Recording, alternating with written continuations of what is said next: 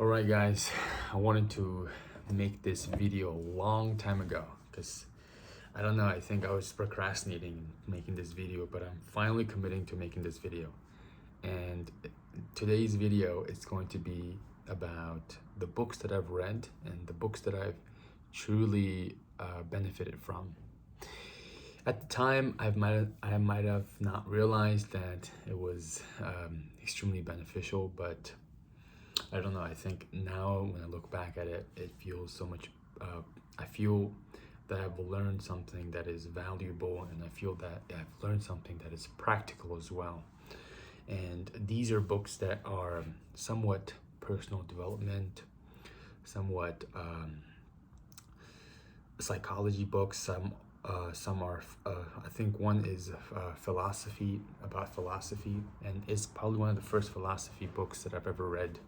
So I'm gonna go through them. I'll try to make this video short so that I don't waste any of your time. But yeah, so what I've read, one of the books that I've read is, the first one is Atomic Habits by James Clear. I read this in 2020, so that was during the COVID. And I was struggling with finding, I was struggling with habits. I've always been a person that struggled with habits. Back in high school and middle school, I went to a boarding school, so the whole curriculum was already set for me. And I've always just I've always attended school. I've always attended places out of compulsory. Like, I had to go there, and all my friends were going there. We just knew where to go, so I never took initiative how to schedule my own time. And then one of the most revolutionary things in the productivity sphere is using your calendar properly. So that was never my thing. That was never my cup of tea. So I never used that properly. And through this book, I was able to find ways to incorporate habits. And it sounds very easy in a way. And now on YouTube, especially with productivity, it's very obvious to, you need to use your calendar properly, and you need to set a time block, what you want to do. But then it's in a way, it's still complicated. It's still kind of intimidating to initially start. So I recommend, instead of trying to like copy someone on YouTube of, I want to plan my day exactly like him or hers, you should probably consider a book that talks about it and really dig deep into it and read line by line into how to really incorporate that new habit that you want to do and how to spend the day as you want to spend. And this book was one of them, Atomic Habits. There's other ones as well. From this book, what I basically learned is, one of the key values that I learned is, key points is habit stacking. And it is basically you have in a day, you have all these must do habits, right? So you wake up in the morning, you go straight to the bathroom, you just do what you want to do. Like, you don't have to time block that. You brush your teeth, you don't have to time block that on your calendar that, I need to brush my teeth. Breakfast, lunch, you don't need to time block, I need to eat lunch or breakfast. You get hungry and you start eating. So with habit stacking, that strategy, you add another habit to that habit. So if you are, say you're taking shower. So what I do when I take shower is I listen to my Chinese pod, that's the podcast name for learning Chinese. So I'm taking Mandarin classes in uni, so I listen to this podcast as much as possible, and every time I take a shower, I play in the background. I take my speaker in the bathroom and I play in the background, and that really helps sort of immerse myself into this new culture, new language. So that's how I try to habit stack. Another thing is, I would try to read Morning Brew News. So that's the newsletter. It's very popular. I think most people have heard of it by now. And I'll read through the news while I'm eating breakfast sometimes. and that really helps. Even another really good habit stacking is I need to talk to my parents. I need to talk to my family, catch up with them. So I have my younger sister as well, so I try to catch up with her as much as possible. And that usually happens when I'm eating a meal, because it's like a cue for me to call my parents or call my family. So while I'm eating intentionally, I could incorporate another habit, and that's how habit stacking is. You stack another habit that you want to do to another to the habit that you usually do. So that's the first book. We got it over with. The second book is somewhat broad. It's an autobiography book, and it's Freedom in Exile by His Holiness the 14th Dalai Lama. And this is a very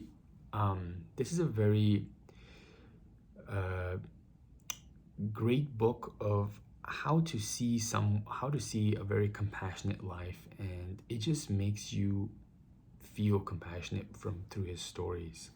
It just makes you feel, wow, what a wonderful person. And is that life even possible? I mean, for a lay person, obviously you're not a monk, and you have more burdens in a way because of just social status, all these other issues, income, making a living, surviving. And this book kind of broadens it out and kind of tells you the meaning of life. And I don't know, it was very wonderful. It's a very beautiful story. And I think you might find some other parts of the chapter you might find really interesting. So one of the things that I really enjoyed was there's so many cool parts. One of the things, it's very so basically, in brief, in the worst brief possible, okay, there's so many better outlets of explaining his story in a couple minutes. But basically, he's a monk from Tibet, and he's a Nobel Peace Prize winner, and he is well renowned by now with talking about Buddhism and its relation to the 21st century, and how mindfulness, compassion, mental health, and overall anything that's taught in his life, that was preached to him when he was a young scholar to now, is of relevance to science, is of relevance to the 21st century. So that's what it's about. And yeah, his story is beautiful. He fled Tibet in 1959, and he came to India. And imagine your whole countrymen depending everything on you, and you losing the country and fled into some other country. Like, imagine that pressure. Most people probably by now sacrifice them. Most people probably by that time would have committed suicide or some other horrific act. But this person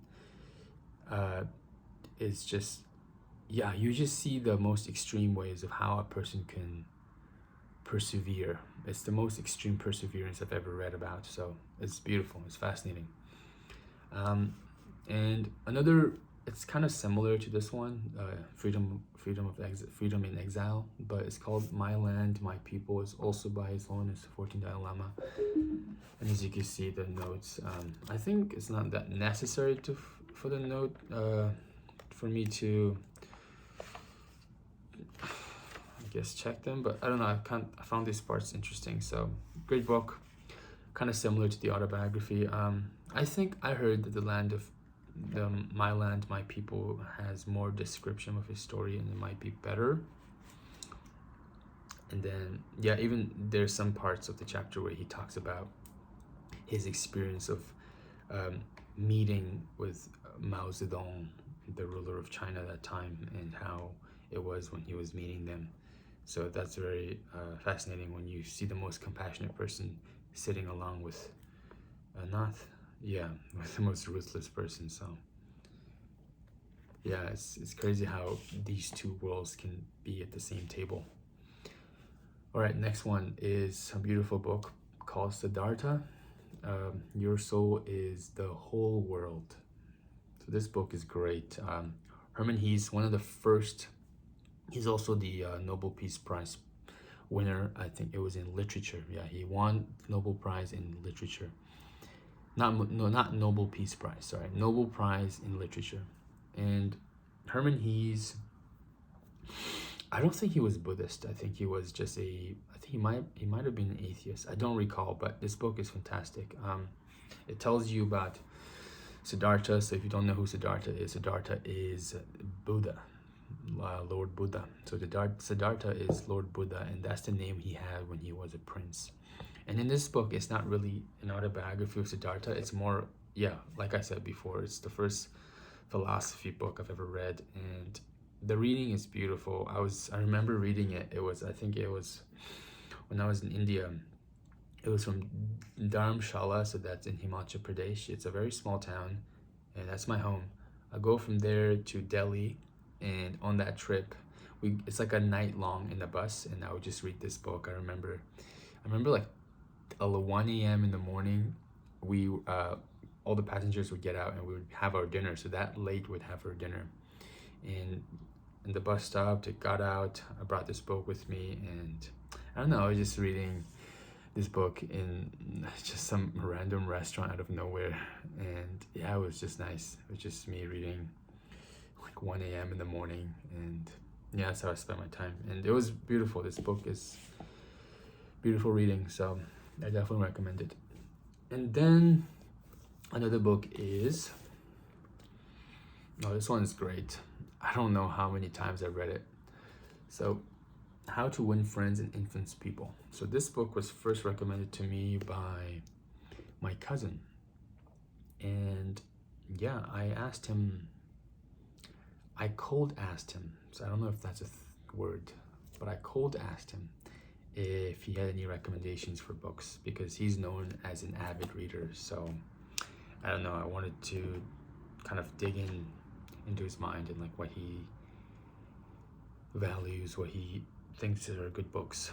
So this book is arguably, I mean, it says at the back that this book has changed 32 million people across the world. So that's a good amount. That's a good chunk of people.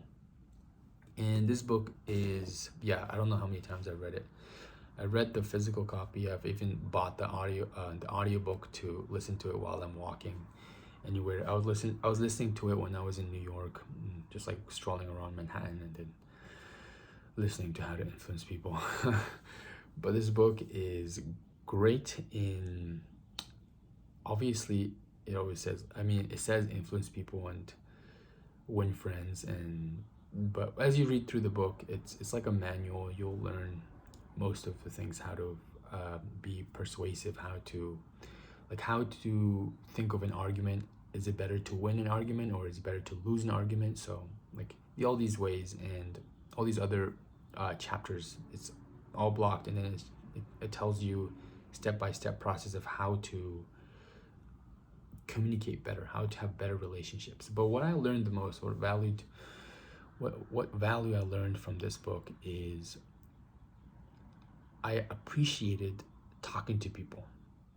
And it's not really, it sounds kind of simple, but I don't think it is. I think most of us don't appreciate talking to people. Most of us don't, oh, I wonder what he has to say. We don't think like that. We think like, oh, I want to say something else to them. When someone is talking, you want to think of what is cooler, what other ways you could say something. You want to contradict instead of be with. You want to contradict everything. You don't want to compliment it, someone saying something. You want to contradict what they're saying, because it just feels better in general, because it feels like you are in a better position. So one of the things is an argument perspective. Society tells you should win an argument, and in a way, in other circumstances, it's true. But then another perspective is, if you win an argument, do you think that person will ever respect you back? And do you want to, if you think of a long-term life, the end goal is, oh, do I want to have better relationships, or do I want to be in the highest social status and everyone fear me. You don't want to do that. You don't want to be in that position. This is maybe kind of a ambiguous example, but you get the point. You want good relationships, and if you win an argument, do you think you have good relationships with the opponent? No, because he will not like you. So yeah, that's one of the examples. But anyways, trying to get the message across that this book is fantastic with telling you how to appreciate talking to strangers or anyone in general. It's because in the end, our language is just to, I don't know, you see how passionate I am, and I got this passion from reading this book. So I hope that kind of gets the message across. All right, the next book is 4-Hour Work Week by Timothy Ferris. So I've listened to his podcast for years now, and yeah, a great book. I think this book is, yeah, it's already, everyone probably already knows about it, and yeah, it's a book about what the title says, 4-Hour Work Week, how to get most things done in 4 hours instead of 9 to 5 jobs, 9 to 5 hours. So this book kind of tells you about the new rich life, because before, our rich life, how we defined it is, oh, you need to work hard for the whole life, and then when you retire, you enjoy all the savings that you have. But at this time, everything is unpredictable. You don't know if you will be able to spend all the money that you save in the future. And through the power of internet, you can get so much more done. The question is only about how to do things, how to get things done faster. And some people have a hard time answering that question. Right now, I'm at the stage of, I don't really want to talk much about this book because I'm not in a position of earning high salary, or I'm not in the position of having multiple income sources. Because if I have that, I have evidence for the reason, and I don't have evidence right now. So yeah, I mean, I really enjoyed the book. I mean, it tells you, in some parts, it even tells you about how to learn languages faster, how to read faster, how to, like lifestyle in general, not just business or your career. But most sections, most chapters of the book is about your career. I don't really want to say much about it because I'm not in the position to prove what I learned from this book by showing you all the evidence of, hey, I have multiple income sources, I have this and that. So yeah, I mean, it's a great read, but it's a great read. I don't really want to talk more about it because even though I learned a lot from it, I'm not at the stage of applying. I'm more at the stage of learning right now and understanding. So, but it's a great read. I recommend it. Maybe this might change your life. You never know. You never know. All right, the next one is my first. So I'm an economics major, and this is the first book that I read in economics, and it's the first book I think that is the first book in economics. Yeah. Wealth of Nations by Adam Smith. And this is probably the simplest way of explaining how this world runs right now, with stock markets, with millions of people being managed by one person. So this book is fantastic in explaining how the world works in the most simplest term, because it was back in the 16th century. And yeah, I always try to read it again and again, even some chapters of the book. I have another copy, a big one, at the dining table. And yeah, I don't know. I feel that I feel I could learn so much more by just rereading, but I don't know. I feel there's this gap between my knowledge and what the book is trying to say. It's pretty complicated in my perspective. It could be easy for you, but yeah, I'm trying to get most of it. It pretty much tells you, so one of the key points in here is division of labor, and how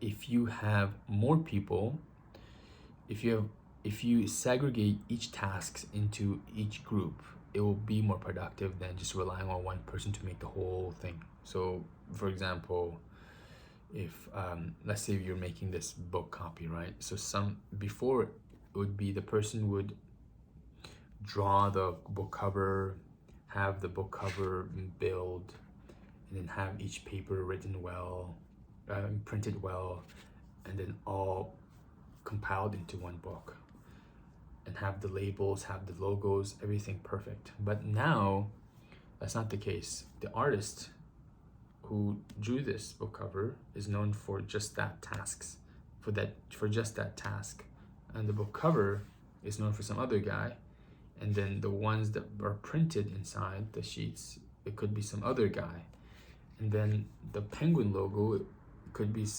it's just the penguin company. And you see how it was all divided, and in the end the result is the same. They all profit from it. So that's the main message across, is division of labor. Dividing the labor into parts is so much more productive for society. And when this happens in the whole country or in the whole world, it becomes increasingly productive. It becomes crazy insane. So The Root of Capitalism, this is a book. If you want to know more about capitalism, this is recommended. I've also watched many like pissed off economists on YouTube who say there's so many students who study economics, but they never have read the first economics book, and which is The Wealth of Nations. So I don't know, I enjoy watching pissed off economists for some reason. The other day I went to my economics department, and one of the teachers there, I think one of the professors, he was pissed off because he was saying people think that Sway, he's also an economist for capitalism, Sway is also, people say that Sway copies Adam Smith, but that is totally false, because Sway came up with his own theories, and he was pissed off that people, he was talking to a graduate student, and he's saying, I hate the fact that people think that Sway is copying Adam Smith. Sway is totally different. So anyways, I enjoy that in some way, because it kind of shows how passionate they are in their subjects, and that kind of inspires me to learn more about economics as a economics student. All right, 2 more books. Sorry, it's taking too long. The next one is Happy Money. This is a long time ago. I don't remember when I read this.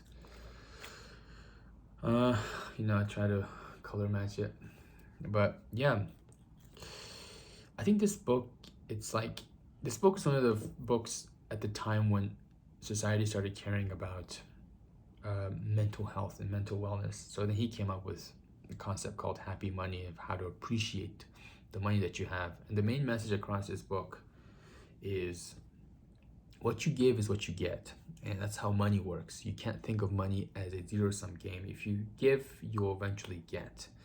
So he says that in a way, it sounds very woo-woo, because if you lose money, it feels like you lose it forever. But he tries to dig through and gives you the concept of how you eventually get the money back. And generally, just appreciating the money, it's so much better than thinking that you might lose it one day, because in the end, it's your health is what matters the most, not materialistic things. So, and then one of the key message. So I'm gonna break down this book, so you might not have to read it. I mean, I recommend you read it, but there's only 2 messages that's preached in this book. One is, like I said before, you get what you get what you give. The other one is arigato, so that's thank you in Japanese. And every time you spend your money, think of it as, oh, thank you for allowing me to buy something in return by giving the money. So like you close your eyes, you give you give the money, and then you tell yourself arigato, like thank you, and you get the product. So that process, it compounds over time, and that'll make you just so much more happier with money, because there's like this stigma of money that money is a bad thing, and there's groups of people saying, I don't want to associate anything with money, so I'm gonna do something radical, the opposite of living life without money. And that's what they choose to do. And this book is like in the middle of, I think there's another approach. You can appreciate what you have by constantly, because money does determine your happiness in a way. I hate to say it, but it's true. And yeah, this book is a perfect mediator for giving you happiness through money. You get what you give, so that's one. Another one is arigato when you buy something. And yeah, that's basically it. It's a great book. I think it was first written in Japanese, and then it was translated into English afterwards. Ken Honda, so that's a Japanese name. Honda, that's a Japanese company. Okay, next one, the last book. The last one is always the best, right? And the Almanac of Naval Ravikant. This book, my God, it was good. It was so good. I just loved it.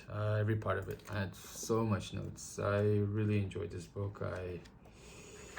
As you can see, I was mind mapping. I don't know. I was trying to dig the most out of this book. I was really into it. So I got the highlights. I don't know. I mean, these don't mean that I know much about the book. Like, I hate when people show how much messiness their book is just to prove a point that, oh, I actually got the most out of this book. I feel I still have so much more to get out of this book, but I don't know. I'm just showing you what I did. So just hang on. So this book is beautiful. It tells you the essential things in life, which is wealth, which is wealth, which is happiness, and which is relationships. And this book really is the cheat sheet for these three to combine together and how to really implement it. And yeah, this is not written by Naval Ravikant. So Eric Jorgensen, he's the one who wrote this book, and he pretty much compiled all the tweets that Naval wrote, and he compiled all of them and made it into a book. So that's how it turned out to be. And this book, there's so many key messages across this book that is that translate its meaning into your own way of translating. So when I read let me read one of my favorite quotes. So if I read, so let's say I read this: happiness is what's there when you remove the sense that something is missing in your life. So like, this interpretation could be totally different for someone else, but for me is like, if I stop thinking that I'm missing, like if I stop having FOMO, then there's nothing else to, because in the end, happiness is about, oh, I have everything that I ever wanted, I have everything that I have right now. And if you think like that, you're like, oh, I'm really happy because I don't need anything else. And yeah, that kind of gets that message across. Another one is clear thinkers appeal to their own authority. So that's a beautiful line. Yeah, I'm just gonna read out some cool quotes that resonated with me. There's no shortcut to smart. So that's one of my favorite ones. There's no shortcut to smart. So simple, so meaningful, and this could be interpreted totally different for someone else. So this book kind of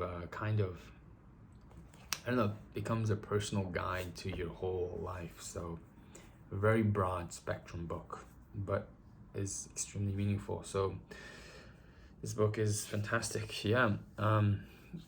So I would say, in terms of you don't have to go through the list. in my way, but I sort of got it. I sort of learned more about everything to do with life through this book, and it kind of gave me another vision for myself. And as weird as it sounds, it's true, because you want a vision for yourself. You want, oh, how do I want to be? You want something that says, how do I want to look like in 10 years or 20 years? So yeah, fantastic. I don't think Naval Ravikant is that much active online, so I don't know if he has a YouTube channel or not, but yeah, great book. Took a lot of your time, 30 minutes, my God. All right, not a short video, I'm sorry, but this is a list, so I hope you enjoyed the video. I hope you learned something. I hope you got good book recommendations from me. And if you have any book recommendations, please comment down. I would love to hear from you. And until next time, guys, thank you for watching. Definitely don't forget to subscribe if you like the content. And I'll try my best to upload more videos. Thank you.